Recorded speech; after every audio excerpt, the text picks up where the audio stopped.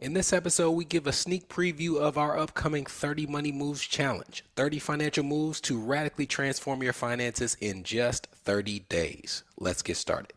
Let's get some money. From New Money, New Problems, it's the New Money, New Problems podcast, a show for successful professionals searching for the tools they need to navigate financial opportunities and obstacles they've never seen. Negotiating compensation, purchasing your first investment property, helping your family with money, the highs and lows of entrepreneurship. New money brings new problems that require new solutions. Join us as we work through them together. I'm Brenton Harrison, and this is the New Money, New Problems podcast. Hello, my name is Brenton Harrison of New Money, New Problems, and your host for the New Money, New Problems podcast. On last week's episode, we teased the upcoming start of our 30 Money Moves Challenge. And as a reminder, the 30 Money Moves Challenge is a video email series that we actually created a couple years ago. And it's typically something that you can do at any point. It's available on our website. You can click the link, start getting the videos and the emails. And it's a series of tasks that you can complete, 30 minutes or less each day. And we also shared that while you can typically do it at any point during the year, April is Financial Literacy Month, and we wanted to have a group that does the 30 Money Moves Challenge together. So we definitely encourage you, if you haven't already, to sign up for the group in April at the link in the show notes. And more importantly, invite some other people. It's nothing like doing something like this together with people that you love. And along those lines, in this episode, I wanted to give you kind of a sneak preview of some of the things that we do in the challenge by taking 5 or 6 of the specific days, telling you the task and why that particular task is important in the grand scheme of the challenge itself. So let's start with day 4. Day 4 of the challenge is to find a dedicated virtual and physical space to keep your important financial documents. I cannot tell you the number of different bits of information that we require from clients when it comes to things like their tax returns, their homeowner's insurance, an old life insurance policy, anything that you can think of that comes to you physically in the mail in terms of an important financial document. And when we're trying to ask them where it is, they have no dedicated place where they keep important financial matters. So for example, now you have a lot of life insurance policies that will issue the copy of the policy digitally. It will be a PDF format for that policy, but it used to be that all life insurance policies came to you in paper form.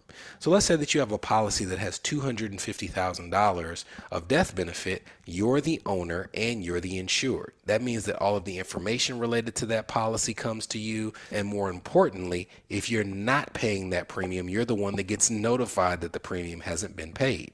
Well, not only does that present a problem if you happen to be incapacitated, maybe you're suffering from dementia, maybe you have had a serious medical event and you're just not around. You could be in the hospital, you could be in a coma. You never know what lies ahead for you in terms of your health. But for various reasons, if you're not paying that premium, you risk that life insurance policy lapsing.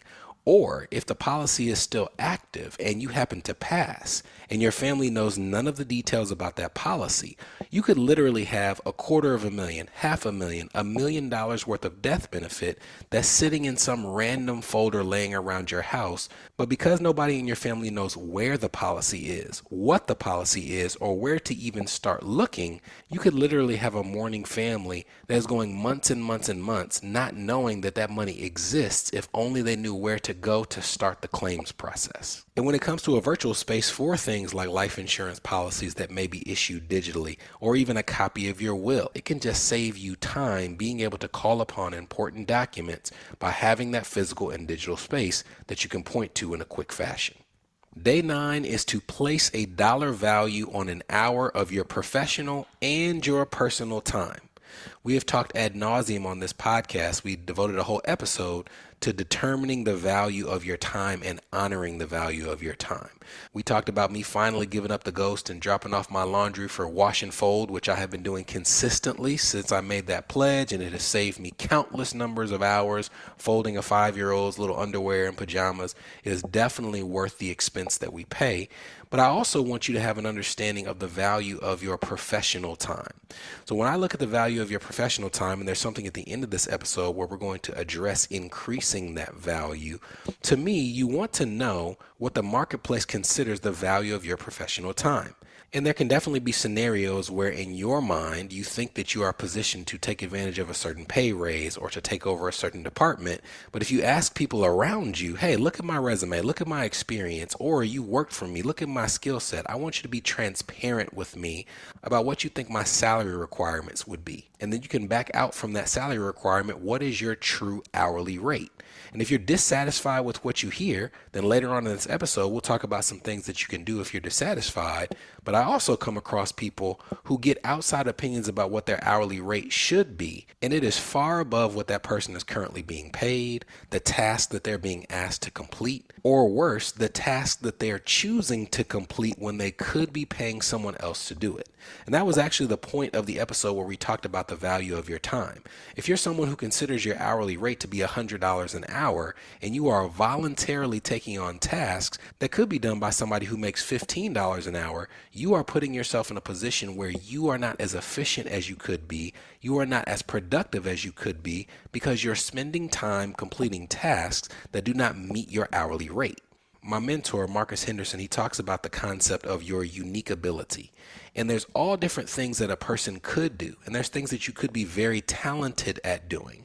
But your unique ability is something that you do better than anybody else, that is so specific and unique to you. And it's something that if you would just do nothing but that thing, your earning potential would just explode. And the goal is for someone to find their unique ability and to structure their life so that they are spending as much time doing the tasks that speak to their unique ability as possible and delegating as many tasks as possible that take away from the time where they're using their unique ability.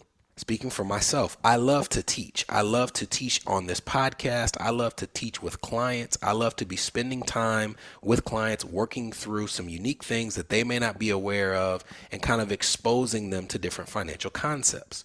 So I'm on a journey to make sure that my skill set is sharp enough so that when I am teaching, I'm teaching valuable things that are worth paying for.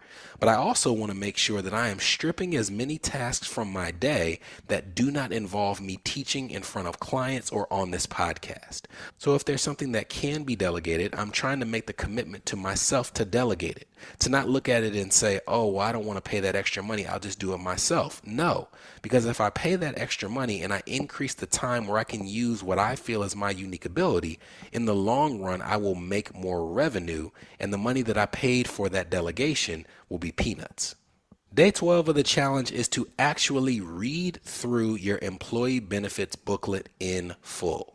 I cannot tell you how many times, especially when it comes to high income earners, we have come across employee benefits packages where they have disability insurance through their employer and they think that their income is covered if they're ill or unable to work, but they find out that there are several things that policy through their job doesn't cover. You also will see people who get really overwhelmed when they're reading through the options like health savings accounts and flex spending accounts and dependent flex spending accounts because they think, oh, that's too complicated, I won't be able to keep up with it. And some employers now will literally give you a debit card like tool where they just load up the money that you have on your health savings account or your flex spending account, and when you go and you buy things that are eligible for those purchases, you can just use it just like you would a debit card or a credit card. You also will see people who look at things like life insurance, and they'll see life insurance and then they'll see a policy called like accidental death and dismemberment, and they'll say, oh, this policy is the more cost effective one, so I'm going to get the AD&D policy, and they won't realize that life insurance pays you when you die. Accidental death and dismemberment policies only pay you if you die as a result of an accident or if you are dismembered in a particular set of circumstances.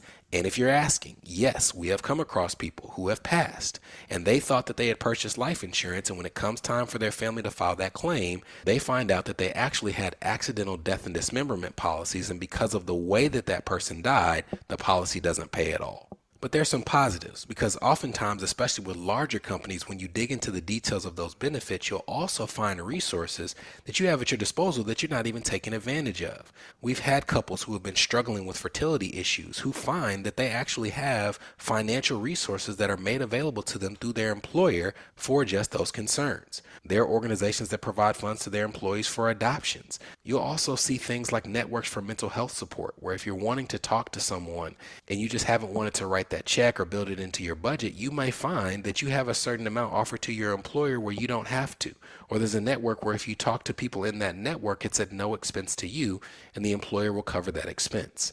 It is worth reading through your booklet in full to make sure that you're not missing anything that you don't need to miss, but also to make sure that you can take advantage of the things that can benefit you both financially and benefit you in terms of your health and your fulfillment. This is the New Money, New Problems podcast, a show for successful professionals searching for the tools they need to navigate financial opportunities and obstacles they've never seen. We'll be right back. Are you wondering what new money problems you might be overlooking in your financial life? If so, we've got great news. We've crafted the New Money, New Problems Gap Finder to identify potential weaknesses in your finances in areas ranging from budgeting, investments, insurance, and even the threat your extended family's finances could pose to your household. Please head to newmoneynewproblems.com/gapfinder to complete it today. Again, that's newmoneynewproblems.com/gapfinder to take the assessment.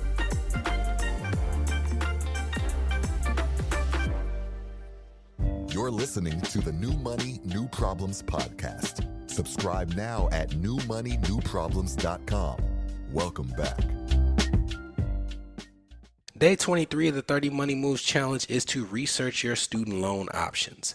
This is one that is a bit time sensitive because of all the different developments that are going on in the student loan space right now. We're going to share more of these resources with the group that's taking it in April, but there are all these things that have been going on with federal student loans. You've probably noticed that there are a ton of people who are getting their student loans forgiven right now.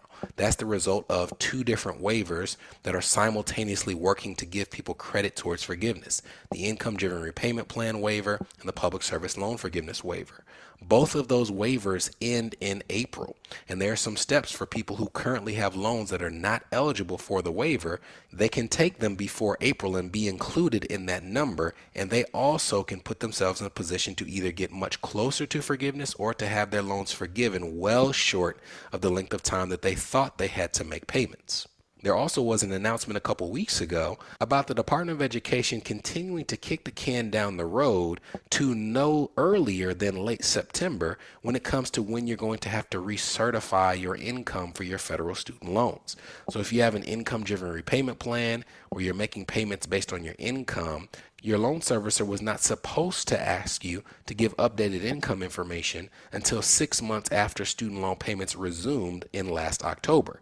However, there were thousands of student loan borrowers whose servicers just ignored that guidance and asked them to recertify their income anyways. And as a part of that announcement, not only are they saying that if you haven't had to recertify yet, you won't have to do so until at its earliest, late September, but they're also saying to borrowers whose servicers made them recertify their income necessarily that they are going to knock them back to their pre-pandemic payment, which is potentially hundreds of dollars, if not thousands of dollars in some cases, of savings in those student loan payments.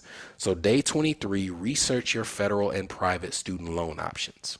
And then lastly, day 28 of the 30 Money Moves Challenge is to find one way to increase your earning potential, to improve upon that hourly rate that we talked about at the beginning of this episode. And I think this is crucially important. I would say that everybody is always thinking of ways that they can increase their income. I would also say that that thought probably occurs to entrepreneurs and small business owners a little more frequently because you're constantly trying to increase revenue or increase your recurring revenue as compared to your one-off revenue.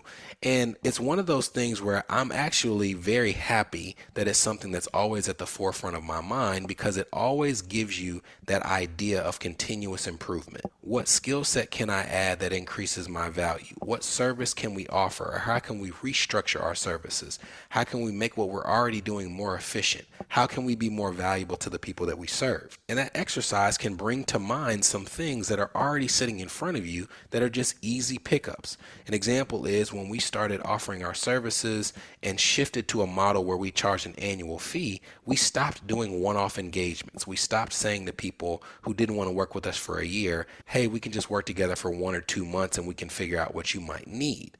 And a lot of that was because just time at the beginning. We were trying to make sure that we structured the annual agreement in a way that was valuable, but we also come across people every single week who say, hey, I want to work with you. I can't yet afford the annual fee, but I would love to pay you to take a look at some of my items, whether it be a tax return, whether it be a will and estate planning documents, whether it be an investment account.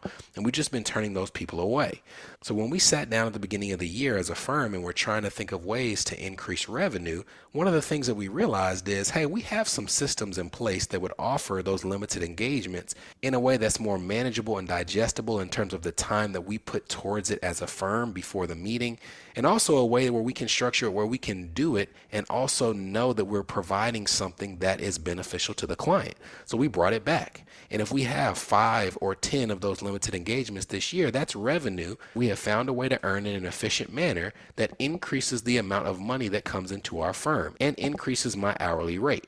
If you're a W-2 employee, then a lot of the ways that you can increase your hourly rate may be something that you're doing in your company. It may be volunteering for a project that you typically wouldn't have volunteered for, so you can get some face time with somebody who's a level above you or a hiring manager. It may be joining a committee that you typically go home right after work, but you're realizing that the people who are in this committee are seemingly getting hired or promoted faster than you are. It could be certifications like you see people taking on LinkedIn all of the time, free courses. But the fact of the matter is, if you are waiting for the marketplace to just look at your current resume and say, now we've decided this person's going to be paid more, it's not going to happen.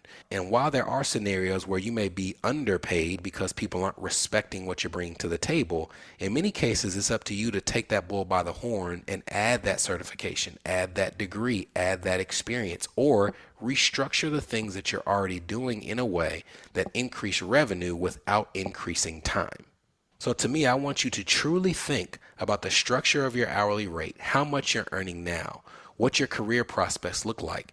And on day 28 of this challenge, we want you to be introspective and just sit and think about some things that you could do to increase your value in the marketplace, whether that's you as a business owner or whether that's you as a W-2 employee who just simply wants to take that next step in income in this stage in your career. So that's a sneak peek into the 30 Money Moves Challenge. That's just 5 of the 30 days that we have in the challenge. We are really excited about getting a group together. We are already at about 20 people who have signed up for this group. By April 1st, we would love to have 50 people who are in this group, sharing what's working for them, sharing the value that they're receiving. We're going to be in that group as well, doing the challenge with you, giving you additional resources, doing giveaways for gift cards, doing giveaways for people who want a session to sit down with me and go over their finances. So like I said, sign up for the challenge in the show notes, and more importantly, invite a friend to do that challenge with you, because I truly hope that you will be in that room when April 1st comes around. Talk to you soon.